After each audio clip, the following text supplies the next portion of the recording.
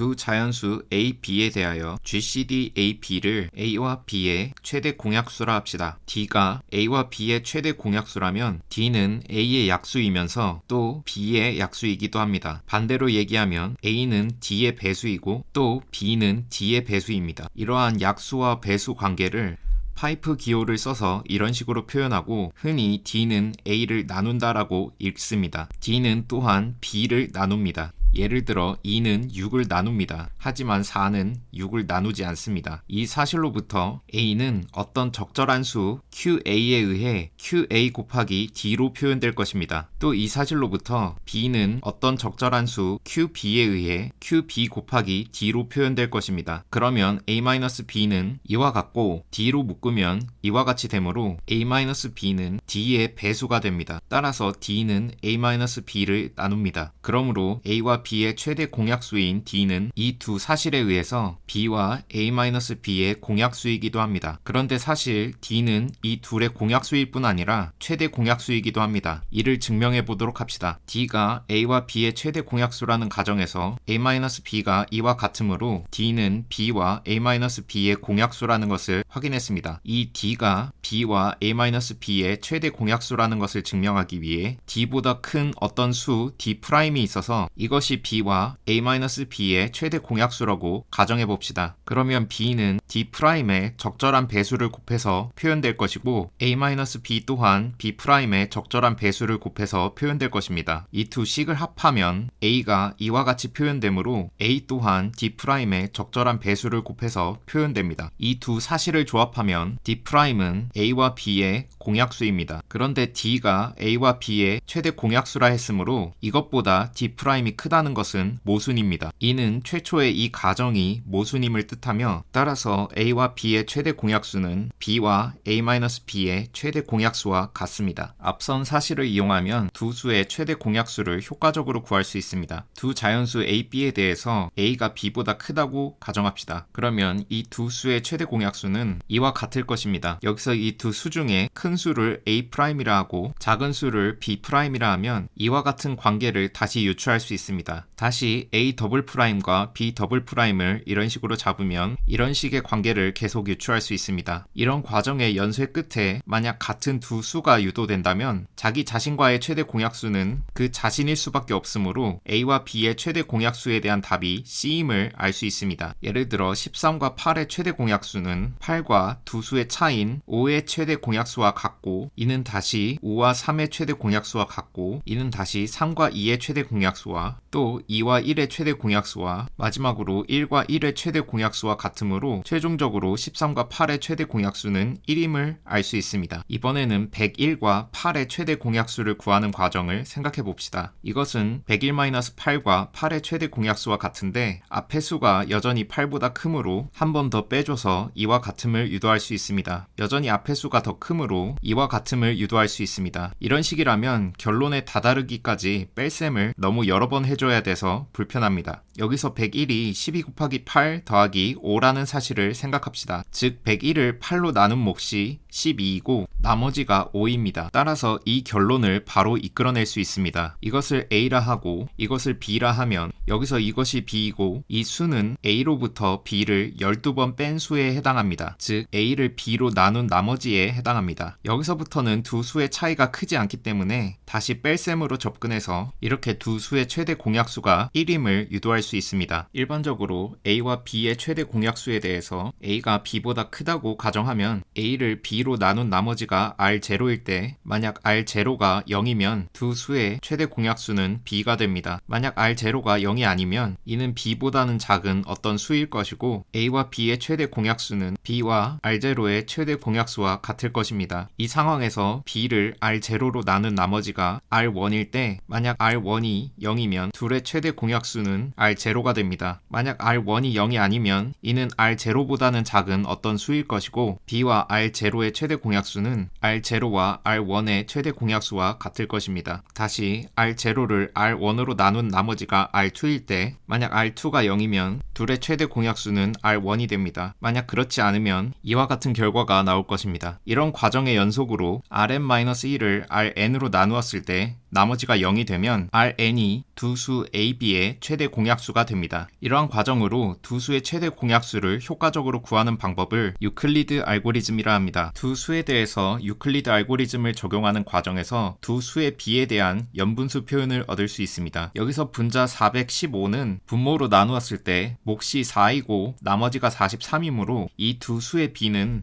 이와 같습니다. 여기서 분자 분모를 분자인 43으로 나누어주면 이렇게 되고, 다시 93은 43으로 나누었을 때 몫이 2이고 나머지가 7이므로 두 수의 B는 이와 같아집니다. 여기서 분자 분모를 분자인 7로 나누어주면 이렇게 되고, 다시 43은 7로 나누었을 때 몫이 6이고 나머지가 1이므로 두 수의 B는 이와 같아집니다. 이로써 최종적으로 두 수의 B는 이와 같은 연분수로 표현됩니다. 일반적으로 A를 B로 나누었을 때 몫과 나머지가 Q0, R0이면 이런 관계가 유도되고, B를 R0로 나누었을 때 몫과 나머지가 Q1, R1이면 이런 관계가 R0를 R1으로 나누었을 때 몫과 나머지가 Q2, R2이면 이런 관계가 마지막으로 Rn-1을 Rn-1로 나누었을 때 몫이 Qn, 나머지가 0이 되면 이런 관계가 유도되어 최종적으로 B분의 A에 대하여 이런 연분수 표현을 얻어낼 수 있습니다. 다른 예제로 1071을 462로 나누면 몫이 2가 되고, 462를 147로 나누면 몫이 3이 되고, 147을 21로 나누면 몫이 7이 되어 나누어 떨어지므로 1071과 462의 최대 공약수가 21이라는 사실을 알 수 있고, 이 유클리드 알고리즘의 수행 과정에서 구한 몫들을 가지고 이런 연분수 표현을 바로 얻어낼 수 있습니다. 한편 적절한 두 정수 mn이 있어서 두 수 a, b의 최대 공약수를 항상 이런 식으로 나타낼 수 있는데, 이에 대한 이유도 유클리드 알고리즘으로 설명할 수 있습니다. 먼저 이러한 형태의 식을 a와 b의 정수 결합이라 합시다. 먼저 A와 B의 최대 공약수는 이런 대소관계를 가정하면 이렇게 유도되는데, 이 식은 A와 B의 정수 결합입니다. 여기서 A'B'을 이와 같이 정의하면 이 등식이 유도되는데, 이 두 수 모두 어떠한 경우에라도 정리하면 A와 B의 정수 결합이 될 것입니다. 이러한 과정을 반복하면서 GCD의 변수에 나타나는 식은 언제나 A와 B의 정수 결합이 될 것이므로 최종적으로 두 수의 최대 공약수 C는 A와 B의 정수 결합, 즉 적절한 두 정수에 의해서 이렇게 표현될 것입니다. 예를 들어 앞에서 이 두 수의 최대 공약수가 21인 것을 확인했는데, 여기서 147은 1071을 462로 나눈 나머지로 얻어진 것이므로 147에 대해서 이런 표현을 얻어낼 수 있고, 여기서 21은 462를 147로 나눈 나머지로 얻어진 것이므로 21에 대해서 이런 표현을 얻어낼 수 있는데, 앞에서 147에 대한 표현을 대입하면 이렇게 되므로 두 수의 최대 공약수 21은 두 수의 이런 정수 결합으로 표현될 수 있는 수가 됩니다. 한편 소수 약분 성질이라는 것이 있습니다. P가 소수이고 A, B가 어떤 자연수라 할 때 P가 A와 B의 곱을 나눈다면 P는 반드시 인수 중 하나인 A를 나누거나 B를 나눕니다. 예를 들어 소수인 5가 45를 나누는데 45는 3과 15 두 수의 곱이 되고, 여기서 5가 다시 둘 중 하나인 15를 나누는 것을 알 수 있습니다. 또 45는 5 곱하기 9이기도 한데, 이 경우에도 5가 둘 중 하나인 5를 나누는 것을 알 수 있습니다. 소수의 이 성질을 증명해 보도록 합시다. P가 A, B를 나눈다고 했을 때 P가 A를 나누면 소수 약분 성질은 당연히 참이 되고, P가 A를 나누지 않는 경우에는 반드시 P가 B를 나눈다는 것을 증명하면 됩니다. P가 A를 나누지 않는다는 가정하에 A와 P의 최대 공약수는 1이 될 수밖에 없습니다. P는 소수이므로 약수가 1과 자기 자신밖에 없는데, A가 P의 배수가 아니기 때문에 두 수 사이에 공약수가 1밖에 없을 것이기 때문입니다. 그런데 최대 공약수의 성질에 의해서 이는 두 수의 적절한 정수 결합으로 나타날 것입니다. 양변에 B를 곱하면 이렇게 될 텐데, 첫째 항은 가정에 의해 P로 나누어지고, 둘째 항 또한 P가 인수로 포함되어 있으므로 P로 나누어집니다. B가 이 두 항의 합으로 나타나므로 P는 B를 나눕니다. 이로써 소수 약분 성질이 증명됩니다. 소수 약분 성질을 이용하면 소인수 분해의 유일성을 증명할 수 있습니다. 어떤 자연수 A에 대하여 서로 다른 두 두 소인수 분해를 얻었다고 가정합시다. 이들 가운데 서로 겹치는 공통 소인수들을 제거해서 각 소인수 분해를 P1부터 Pm까지 m개의 소수의 곱과 Q1부터 Qn까지 n개의 소수의 곱으로 나타냈다고 해봅시다. 좌변의 소인수 중 하나인 P1은 당연히 좌변을 나눕니다. 그런데 좌변은 우변과 같습니다. 소수 약분 성질에 의해서 P1이 전체 곱을 나눈다면 적어도 이들 인수들 중 하나는 P1으로 나눌 수 있어야 합니다. 그런데 P1부터 Pm과 Q1부터 Qn 사이에는 공통 소인수가 없는 상태이므로 Q1부터 Qn은 모두 P1과는 다른 소수이고 따라서 P1으로 나눌 수 있는 소인수가 없습니다. 따라서 이는 모순이고 주어진 수에 대한 서로 다른 소인수 분해는 있을 수 없습니다.